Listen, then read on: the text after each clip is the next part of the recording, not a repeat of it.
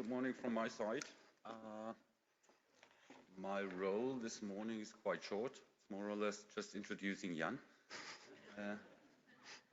As the convener of the working group, the main focus this year was the implementation of a validation tool. I mean, the motivation is quite clear.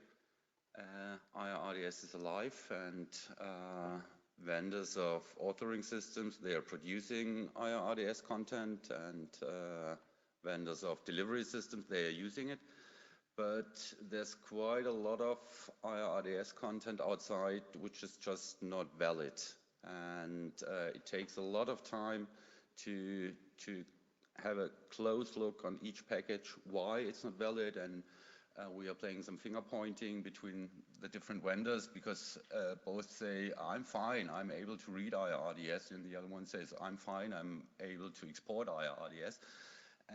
And so what we need is a validation of packages, especially because many packages at the moment are also created manually, and with copy and paste, there are just some quite obvious mistakes in the packages.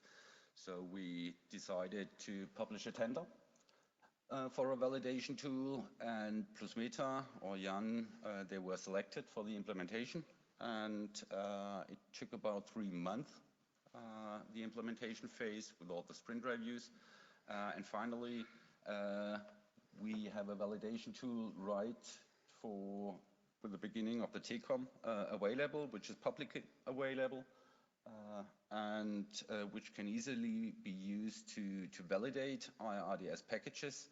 And as Jan is also hanging around here, we took the chance to let him present the tool. Okay, hello everybody from my side. I just have to connect my computer. Just a moment.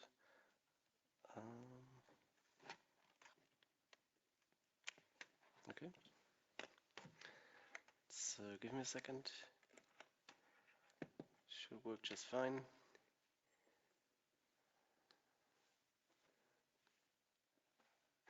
Do we have a picture?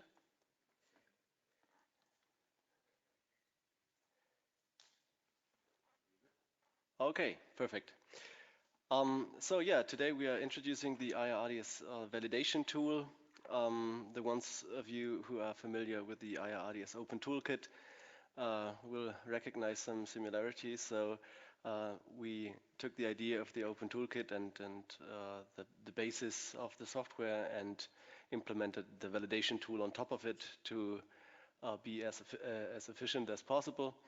And it's now publicly available. You can either just go on the iirds.org website, and from there is, I think, a link on the starting page where you can just click on it, or the other URL you can use is iirds-validation.plusmeta.de. So what you're seeing here is the homepage of the validation tool. It is a tool which is available in 2 languages. You can switch the language anytime between German and English. And you can also have some settings which you can use. You can switch to dark mode for the ones who are night owls of you. You can show shortcuts and so on. And the tool will remember some settings which you are adjusting during the use. And you can also reset them. There's possibility to give feedback, to go to the source code, which is hosted on GitHub.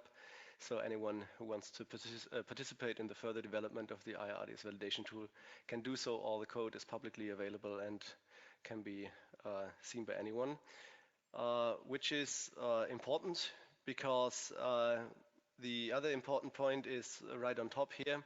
It's the usage information and the privacy statement, and this was one important point during the conception and the development phase, that we want to make a tool which has no privacy problems, so anybody can use it, even with company data, even with sensitive data.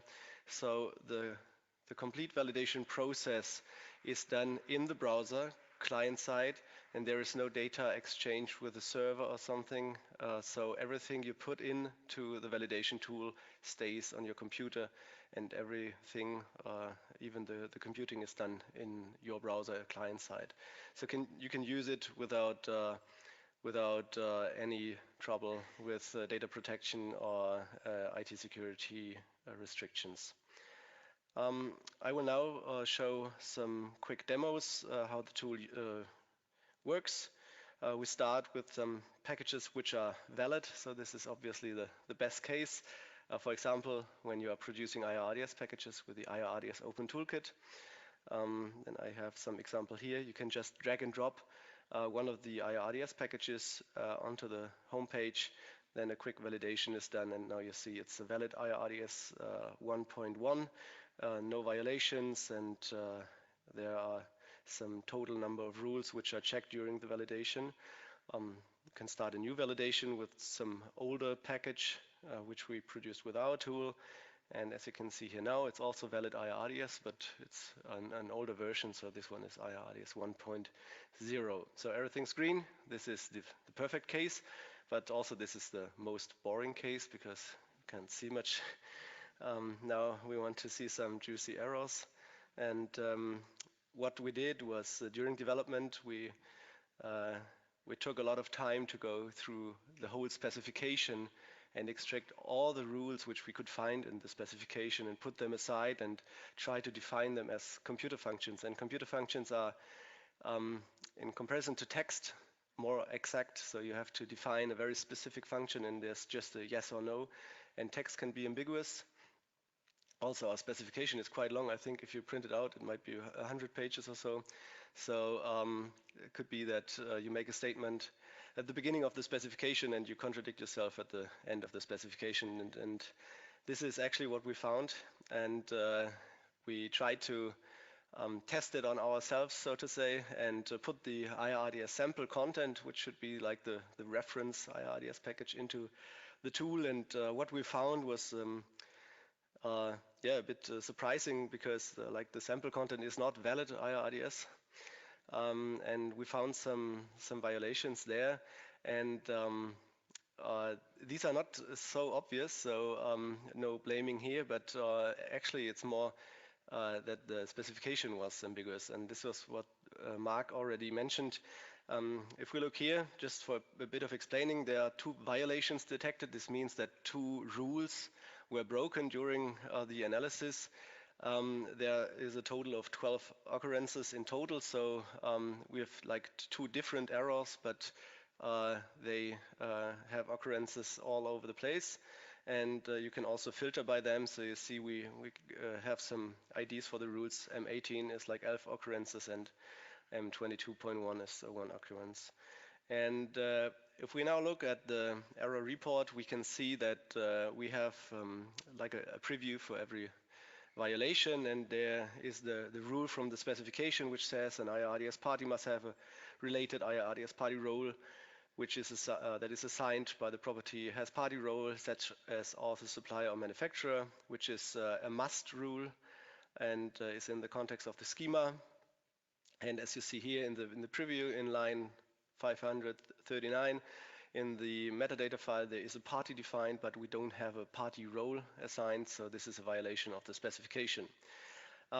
When you want to dive deeper, there is a big blue button here which says go to specification, and you can just click on it, and then you will jump right into the paragraph which is mentioned and which was violated and is also highlighted here in purple.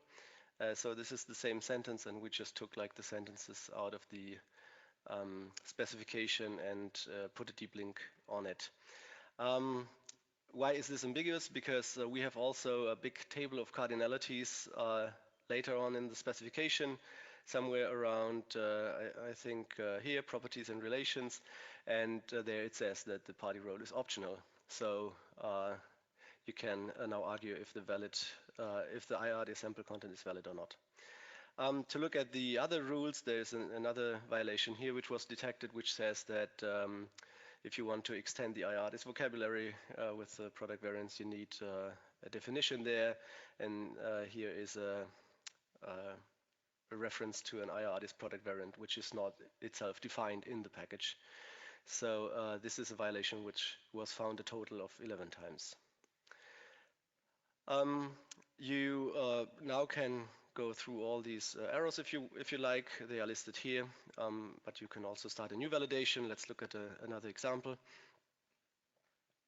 This one is another nice arrow, and what you see here is that we have a bit of a complicated process to model directories, and in this process you have to, like, your last node in the directory has to be of the kind of nil directory node, and this was not done here in this example. So it says to model closed list, the last node in a list must have the property as next sibling to an instance of the class iiRDS nil, which was not done here, and which is why the package here is not valid.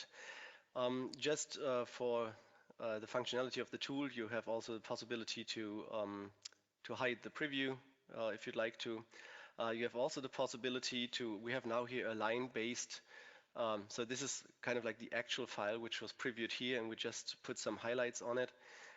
You can also have a more like XML view of the element itself in a more formatted way, and this is why the button format is here, which you can click on, and then it will just do a quick formatting of the element which caused the violation, actually.